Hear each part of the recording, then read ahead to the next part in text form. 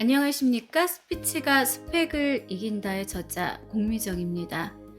오늘은 이계진 아나운서의 에세이 남자도 가끔은 옛사랑이 그립다 37번째 낭독 시간입니다. 읽어드릴게요. 사람의 향기. 이 세상 그 많은 사람 가운데 어떤 사람은 향기가 난다. 그 향기는 화장품 향수에서 풍기는 향기와는 견줄 수도 없는 향기다. 과일의 향기, 커피나 좋은 차에서 나는 향기와도 비교할 수 없다. 나는 방송에서 또는 일상에서 만나는 사람 중에 사람의 향기가 나는 사람이 있음을 발견한다. 흥미롭게도 그 향기가 나는 사람은 성공하고 출세하고 위대하고 유명한 사람들보다는 그 아래쪽에 있는 사람들일 때가 많았다. 물론 성공하고 출세하고 그런 사람들에게는 모두 향기가 없다는 뜻은 아니다. 오히려 그렇지 못한 우리 주위의 보통 사람들 가운데 사람의 향기가 나는 사람이 더 많은 것 같다는 생각에서다. 얼마 전 서울방송에서는 신인 아나운서를 모집했다. 전파미디어 시대에 TV 라디오에서 활동하는 신데렐라와 왕자를 꿈꾸는 수많은 젊은이들이 구름같이 몰렸다. 그들의 그 꿈을 깨뜨리게 할 생각은 없지만 지망생들은 분명 겉으로 보이는 허상에 더욱 매달려 있을 것 같은 생각이 들었다. 다 세월이 지나고 나면 실상의 진실을 알고 거기에 온 정열을 쏟을 참다운 아나운서가 되리라는 기대도 가지고 있고 그러다가 정말 신데렐라도 왕자도 나올 테니까. 나는 방송생활 20여 년 만에 처음으로 시험관의 위치에 서게 됐다. 서류 심사에서부터 마이크와 카메라 테스트까지 간접과 직접적인 방법으로 사람을 선별하는 시험관이 되고 보니 마치 내가 시험대에 오른 기분이었다. 어려웠다. 그 사람을 직접 보지도 않고 서류에 적힌 참고사항과 정면, 측면, 전신 등 컬러 사진 몇 장을 보며 1차 서류 전형을 하는데 여간 고통스럽지 않았다. 이렇게 생각하고 보면 이렇고 저렇게 생각하고 보면 저랬다. 서류를 들고 합격권에 넣었다가 다시 들고 보거나 불합격권으로 분류했다가 다시 집어서 보기를 몇 차례씩. 정말 고통스러웠다. 한 사람의 운명이 그 순간에 달려있다고 생각하니 진땀이 흘렀다. 정말로 나는 진땀을 줄줄 흘렸다. 그 누구보다 나는 내 식구 아나운서를 뽑는 자리이기 때문이었다.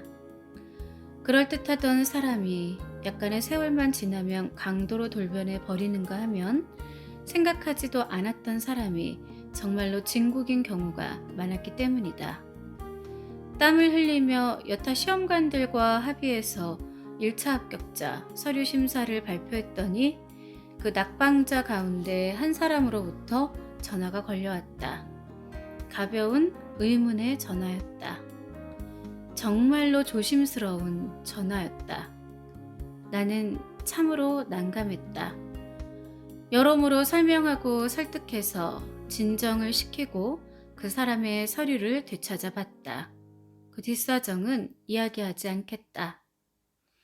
그 다음에 2차 마이크와 카메라 테스트는 더욱 어려웠다. 직접 실물을 보며 사람을 가리는 작업이라서 그랬다. 아나운서로서의 기본을 갖춘 사람을 가리는 작업 외에는 사실 모두를 합격시키고 싶은 얼굴들이라서 난감했다. 난 그때 20년쯤 전에 내가 시험관 앞에 서 있던 때를 떠올렸다. 그 마음을 알 수 없는 시험관들 앞에서 있는 대로를 보이고자 했던 나를 생각해 봤다. 결국 진통 끝에 여러 명의 시험관이 뜻을 모아 최선의 결과를 얻었다고 생각하며 새 식구들을 맞았다. 나는 그 무렵 모 대기업의 임원 한 사람을 만나 무슨 이야기 끝에 그 이야기를 털어놓았다. 사람을 가리는 일이 얼마나 어려운가 하는 뜻이었다. 그 사람은 내게 아주 소중한 이야기를 들려주었다. 그 얼마 전에 그 회사에서도 사람을 하나 채용했는데 정말 누구를 뽑느냐로 고민했다며 결국 마지막 면접 과정에서 앉았던 의자를 제자리에 밀어놓고 가는 지원자를 만장일치로 뽑았다고 말했다. 요구하는 학벌, 필요한 실력, 개인별 능력. 그 모든 것에 우선해서 앉았던 의자를 제자리에 밀어넣고 가는 그 자세와 마음이 아름다웠던 것이다. 그렇다면 그 밖의 모든 사람들은 그만한 사람의 향기를 기대하기 어려웠다는 뜻일지도 모른다. 어떤 은행에서 신입사원을 뽑을 때 면접 시험장에서 있었던 이야기도 우리에게 무엇인지를 느끼게 한다. 한결같은 질문은 돈을 만지는 직장인 은행에서 과연 일정에게 봉급을 받으며 만족하고 사고를 내지 않으며 착실하고 정직하게 근무할 수 있을까를 알아보려는 것들이었다. 응시자들도 그런 예상 질문에 명확한 대답을 준비했을 것이다. 그러나 그 가운데서도 한 응시자의 대답은 정말로 시험관들을 감동시킨 향기로운 것이었다. 우리 은행의 봉급은 생각보다 그렇게 많지 않은데 그 봉급으로 생활할 수 있겠습니까? 네, 할 수 있습니다. 아버지께서 교육공무원이신데 은행원 봉급보다 적은 돈으로 절약하고 저축하고 저희들 교육시켜 주시고 부끄럽지 않게 사시는 걸 봤습니다. 저도 그렇게 하면 될 것 같습니다. 은행원 봉급은 교육공무원 봉급보다 많다고 알고 있습니다.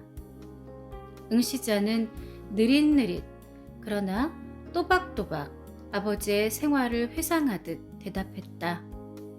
그는 합격했다. 명답이라거나 정답을 말해서가 아니라 진실한 대답이며 향기를 느끼게 하는 대답을 했기 때문에 합격했다. 우리는 살면서 얼마나 허망한 꿈에 좌절하며 능력 이상의 대가를 바라며 결과에 실망하는가. 내게 주어진 환경을 운명이라 생각하는 것도 죄악이지만 노력도 없이 거부의 몸짓만을 일삼는 것은 더욱 용서할 수 없는 죄악이다.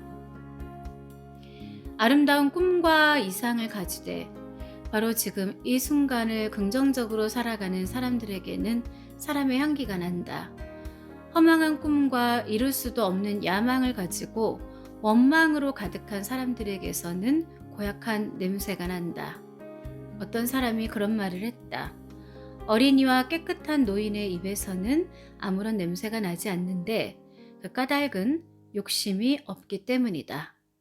그럴 법하다. 어린이의 입에서 냄새가 나는 걸 못 봤다. 그들은 천진하며 욕망이 없다. 깨끗한 노인도 마찬가지다. 이 복잡한 세상을 어린이와 노인의 마음으로 살 수도 없겠지만 마음 먹고 노력하기에 따라서는 또 다른 사람의 향기를 가지고 살 수는 있을 것이라는 생각이다. 그것은 세상을 아름다운 눈으로 보며 아름다운 마음으로 살며 열심으로 일하고 겸손으로 남을 대하는 데서 비롯될 수 있다고 생각한다.